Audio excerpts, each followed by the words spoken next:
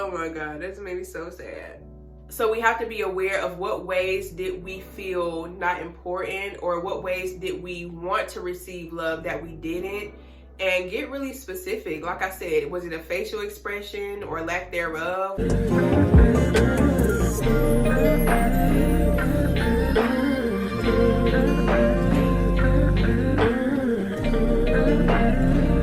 Hey everyone, welcome back to my channel. I am so thankful y'all are here.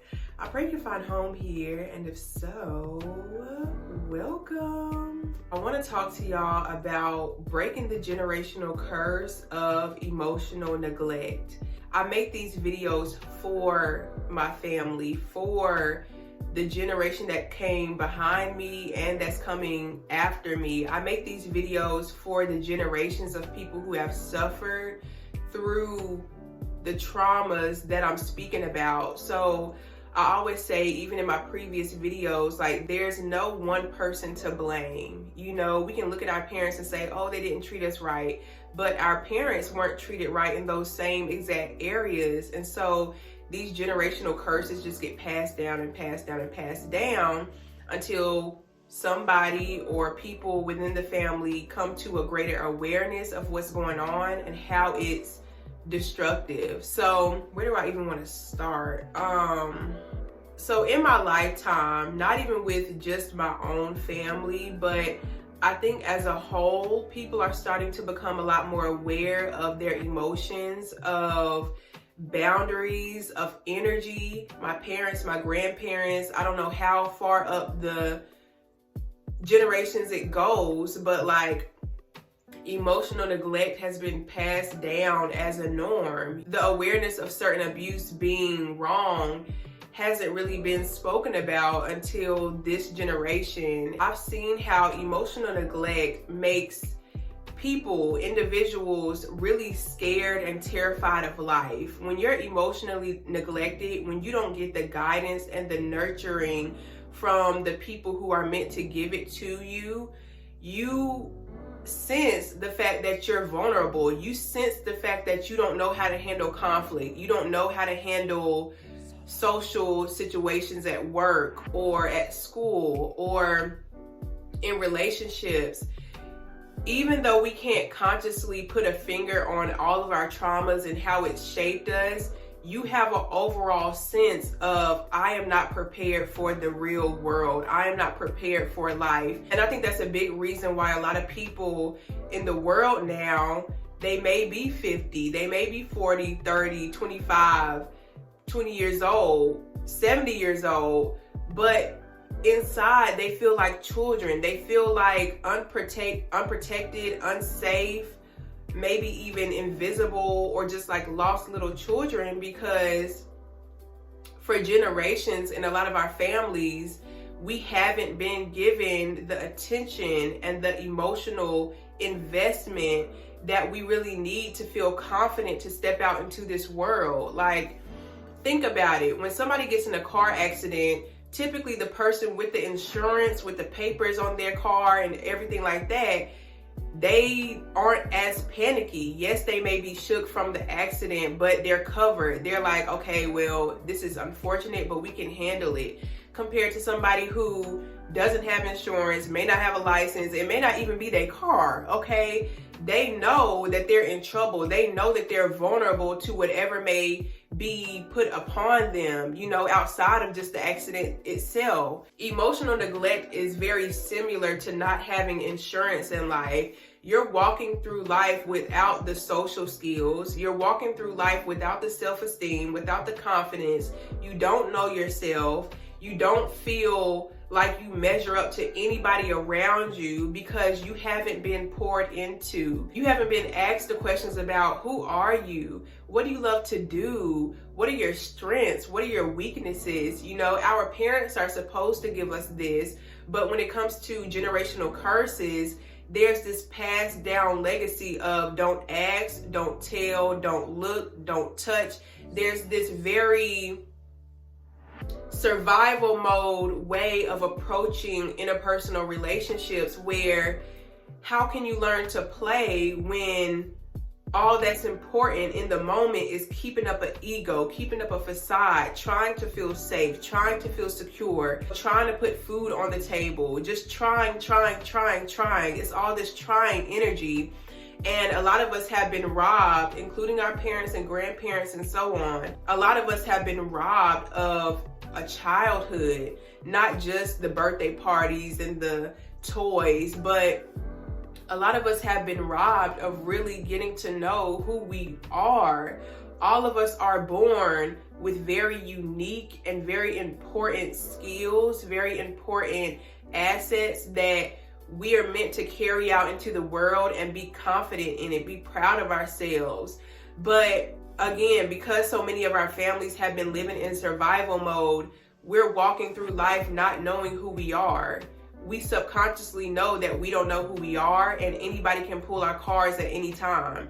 So it's not a surprise that you walk into social situations terrified. It's not a surprise that you feel like you're going to be abandoned and rejected the minute you get into a relationship. And so that's why I've given myself extra compassion. I've been so patient with myself, especially this past year, because how can I be hard on the little girl who literally was not tended to? How can I be hard on myself when it was my parents' responsibility to invest that time and love in me? When it was my grandparents' responsibility to invest that time and love into my parents, and so on and so forth?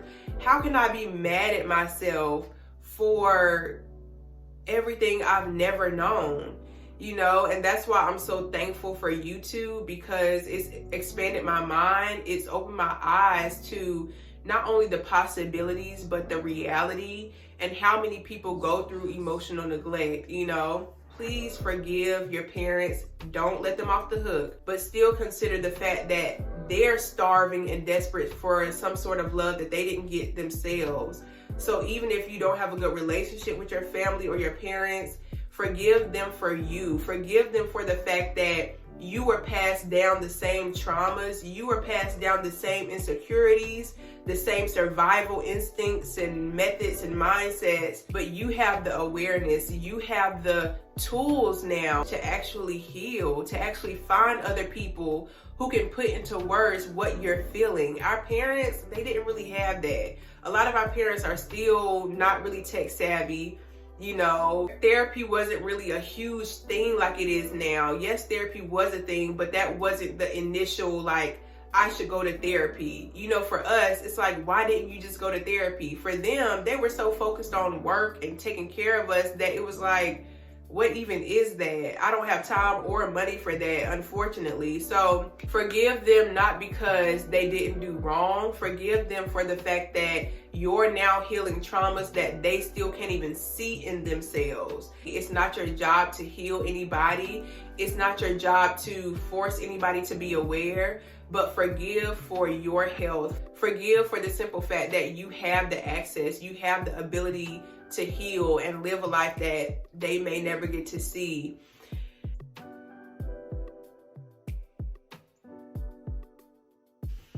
Whew. I think forgiving our parents is much bigger than ourselves. We are going to see places and spaces and experience things and relationships that they may never get to experience in this lifetime. I'm not saying you're wrong for your anger or your frustration. I'm not saying that, but like, they may never get to see some of the things and the experiences that you'll get to in this lifetime. And it may be partially their fault. You know, it may be partially because they don't want to take accountability. But in the bigger scope of it, there's generational traumas and pains that have been passed down constantly. And now you have the keys, you know, you have the access to the healing of that. So, oh my God, that's made me so sad. In order to heal our generational traumas, we have to be aware of what traumas were even passed down. Were your emotional needs ignored? How were they ignored? What behaviors did your parents model that made you feel less than? It can be a facial expression. It can be how they never paid attention to you when you were talking. It can be that they always chose for you what you should be doing, like a hobby or a passion, and they never really listened to what you truly wanted to do. Like, in what ways did your parents show you they didn't fully want to get to know you? In what ways did they show you that they weren't really invested in who you are, you know? Children also need that verbal love, to know that you are my child, you're precious to me, you're important to me, I see you, I want to know you, I want to know how you feel, etc., etc. Sometimes they don't show us love in the ways we need because they were shown hate in those same areas, and all they know is, I don't want to pass down the hate.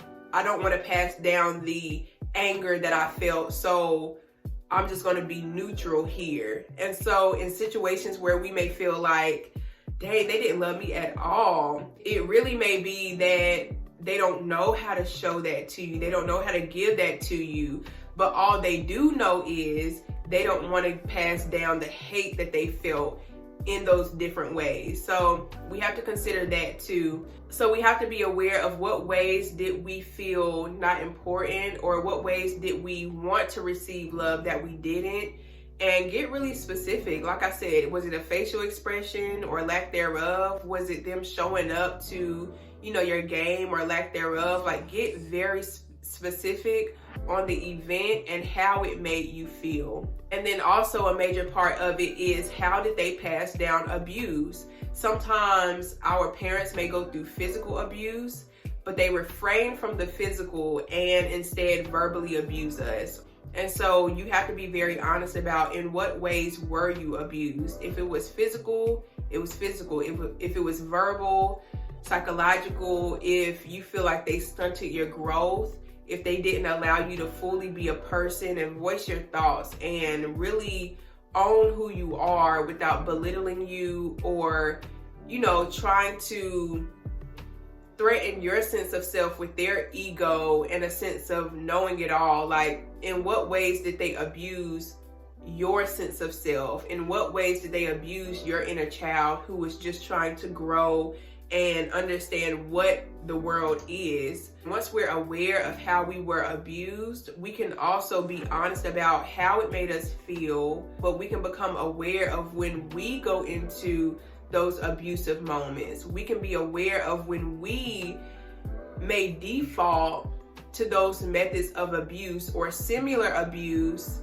when we feel disrespected, when we start to feel inferior, when somebody is stating their opinion and we start to feel offensive, or when we are being criticized or being held accountable and we start feeling a little bit, you know, a little bit vulnerable, a little bit threatened. Healing is not about avoiding vulnerability. Healing is not about never feeling defensive. Healing is not about never being angry or never feeling disrespected. Healing is about being aware of when you feel those things and then cultivating a better way of going about expressing it. See, a lot of our parents, what they felt was okay. When they felt disrespected because we were being disrespectful, that was okay. But it was the way they chose to go about correcting us. It was the way they chose to go about guiding us that was not appropriate. It was not okay. It was not conducive to a healthy, fulfilling relationship. And that's the biggest reason why, as adults, a lot of people are estranged from their parents. A lot of people don't really want to hang around or initiate conversation with their parents because there's a huge disconnect there. You know, our parents didn't know how to truly guide us and nurture us. And instead, there was a lot of punishment. There was a lot of belittling. And so, again, a lot of us don't feel confident being who we are today because instead of saying, that's not really going to work in this situation, let me show you a different way, there was a lot of, you're wrong, don't do that, you're going to get hit, you're going to get screamed at, you're this, you're that, don't talk to me. There was a lot of dismissive, narcissistic behaviors in the ways our parents raised us, unfortunately. And so again, the feelings our parents felt weren't wrong, but the way they chose to go about it left us with a lot of trauma. It continuously passed down abuse that was already in the family, and now that we're aware of it, it's our responsibility to correct ourselves for our own healing, but also for the families that we have or are going to make in the future. Every situation, every problem doesn't have to become this big, huge event. And unfortunately, a lot of us are so used to the dysfunction and the chaos that it feels like that's how relationships are supposed to go. But I'm telling y'all right now, it's not, okay? Relationships shouldn't always be doomsday. It shouldn't always feel like you have to walk on eggshells.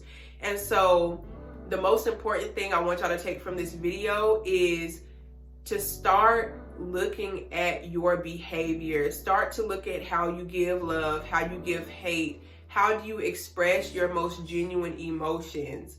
Because these are the emotions that are going to impact everybody that we're surrounded with, everybody that we're going to meet in the future, including our children and people that really mean something to us. So you want to at least start being aware of the behaviors you default to when you're in your different emotions. Once we're aware, we can actually give ourselves a little more space and time to self-correct. But until we're aware, we're gonna operate out of our default mode. Those same behaviors that you look at your parents and you're just like, oh my God, I do not want to be like my dad. I do not want to be like my mom. Those same behaviors we default to because that's what they modeled. Children do what they see modeled for them. So if you want different, you have to consciously make a decision to be aware of what you've been modeled, how you model it now, and how you want to reteach yourself, how you want to now go about expressing yourself. This video is getting a bit long, y'all. Thank you for joining me in this video. Thank y'all for being here. I'm so thankful for every single one of the I cannot say it. I'm just enjoying the ride. And this has just been a very beautiful space for me to be vulnerable. You know, I've always kind of ran from being vulnerable online because it's like, it can be a little weird, but I know that I'm helping people in the meantime, just coming on camera and speaking my heart. So I really appreciate all of you, and I will see y'all in the next one. Bye.